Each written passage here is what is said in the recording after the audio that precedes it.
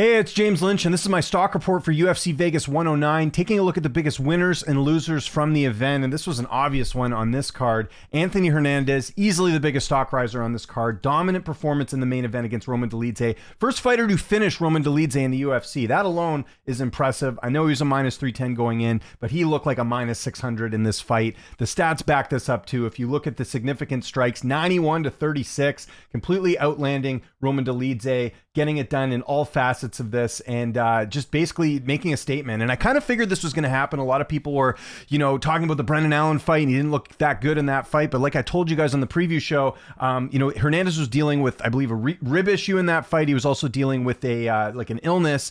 So he didn't look his best in that fight. And I figured this was an opportunity for him to really go out there and shine. And listen, Roman Dolidze may be 37, but there wasn't any signs of him slowing down. He had a win streak going into this fight. Hernandez went in there and showed that he is a contender in this weight class. Now, a lot of questions about what should be next for Anthony Hernandez. I think the obvious fight here is him and Reiner de Ritter. And what you do is a little mini tournament here, right? You've got Kayao and Imavov fighting each other. You could do Hernandez and RDR. And then whoever looks the most impressive out of that bunch gets the next title shot. I think it's the only way to do this that's fair. Because, some people are like, well, he deserves the title shot. He does. I mean, again, Hernandez went out there and put on as good of a performance as you could have. I think this is better than him getting a quick finish, because he almost in some ways showed that, like, look, this isn't a fluke. Like, I really belong here. So this is a complete beatdown and a absolutely dominant performance from Anthony Hernandez. Easily the biggest stock riser on this card. Okay, second biggest stock riser on this card. A couple different ways you could have gone with this one, but for me, I went with, when you're going to look back on this card, what are you going to remember the most other than Anthony Hernandez's performance? The thing you're going to remember is that slam knockout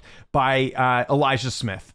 Now, again, Elijah Smith, big favorite going into this fight. I mentioned it there, minus 725. I think he might have been the biggest favorite on this card. But he did a vintage Quentin Rampage Jackson slam, and that highlight was everywhere. Everyone was talking about it. A lot of people, I even saw some people talking about it should be outlawed as far as that move, because it did look pretty dangerous. Kazuma was on the ground for quite some time, but everyone's going to be talking about Elijah Smith in this slam. This is going to be used in highlight packs forever. This is a way to get attention from people when you're not on the main card or a fighter that doesn't have a lot of UFC fights. People are going to remember Elijah Smith for this knockout here. So that alone is going to earn him a stock rise on here, just because this is one of the big highlights of the card. So Elijah Smith, stock riser for sure. As far as what's next for him, he's fought a veteran. He's kind of fought an up-and-comer. I'd like to see him get maybe one or two more fights, and then we can start talking about some of those bigger matchups, because bantamweight is pretty deep here, but very good win there for Elijah Smith. And then third biggest stock riser here, I'm going to go with Christian Leroy Duncan. I know there's some eye pokes and some other things sort of leading into it, but to finish Eric Anders, I want to say the last time Anders was finished was, I think, the Khalil Roundtree fight at light heavyweight, if I'm not mistaken.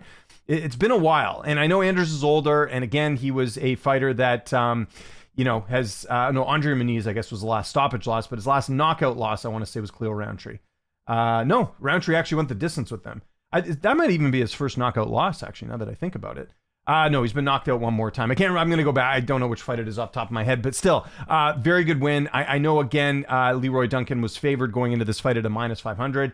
But listen, if you go in there and you live up to your billing as a minus 500 favorite and get a first round finish, doesn't get much better than that. He's now 11-2. You look at middleweight right now, it is sort of going through a bit of a changing of the guard, right? You're seeing guys like Strickland and Izzy and Rob Whittaker, on the decline. And then you're seeing a lot of these other guys on the way up. And Christian Leroy Duncan is certainly part of that as well, too. So big win for CLD as he gets the first round finish over Eric Anders. His stock certainly went up after last night. Let's do a couple honorable mentions, couple different ways you could go with this one too.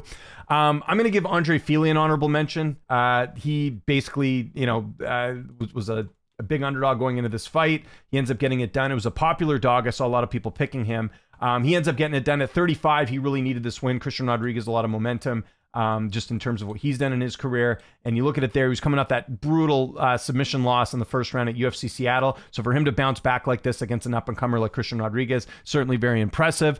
The other honorable mention we got to go to is Joseline Edwards. We don't see a lot of finishes in the women's division. She gets a first-round finish there. She's been sticking around, but hey, you know what? She ends up getting the victory here as I don't know what I did with the tab there. Probably went to a different tab there. There we go. Got to get my tab game going.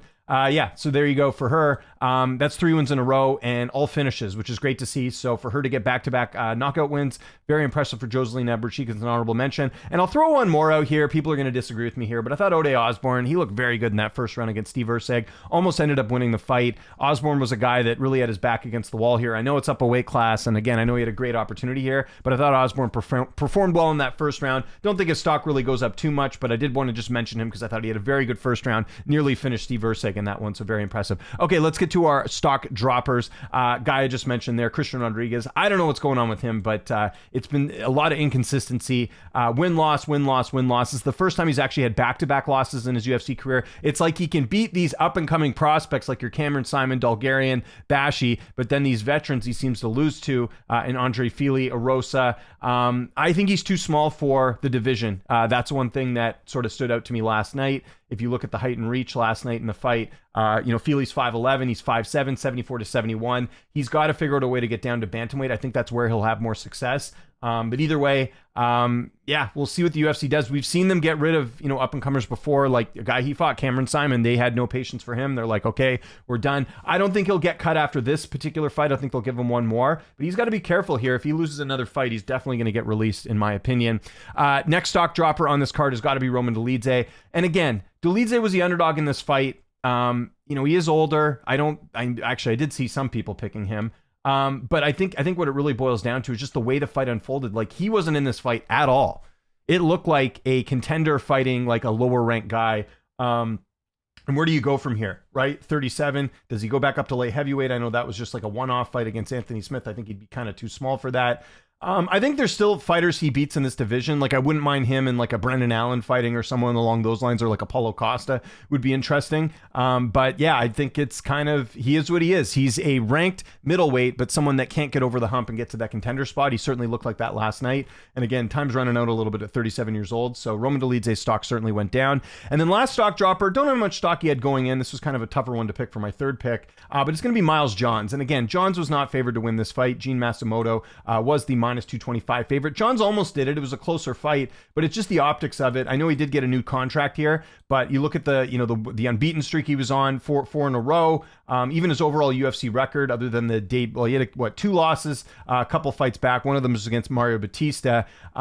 He was doing all right, but now he's got back-to-back losses. Like, it's going to be tough here. Johns has got to be careful. He's got to win his next fight. If he doesn't, he's another guy that could be on the chopping block here. So unfortunately, even though I thought Miles Johns put on a good performance, his stock still does go down when you sort of look at the overall landscape. And bantamweight's very deep too, right? So that's another thing that makes things very difficult when kind of looking at that. So just a quick recap here. And again, let me know in the comments your top 3 stock risers, top 3 stock droppers. Anthony Hernandez, Elijah Smith. Sorry, I'm trying to do my wheel game. Elijah Smith, Christian Leroy Duncan, biggest stock risers. Honorable mentions go to Andre Fili, Joseline Edwards. And I'll, throw a little shout out there to Ode Osborne. And then stock droppers are Christian Rodriguez and Roman Dolidze and Miles Johns. I could have put Steve Erceg as a stock dropper in the sense that he didn't have a very good performance. He was very lucky to win this fight, but listen, bantamweight, your fight gets moved around, a lot of travel over to Australia. I'll cut Erceg some slack. Let's see how he looks in the next fight at flyweight, and we can sort of determine if his stock's gone down. But like a one-off fight like this at 135, I don't think really tells us a ton about Steve Erceg and in the flyweight division, so to speak. So yeah, those are my picks. So like I said, let me know your picks in the comment section below. Would love to hear from you. This is the Stock Report. I do this after every UFC event, every single weekend. Thanks so much for watching, and I'll see you guys next time. My name is James Lynch. Make sure you follow me on Twitter, TikTok, Instagram, at Lynch on Sports. Have a great rest of your weekend, and I'll talk to you guys soon.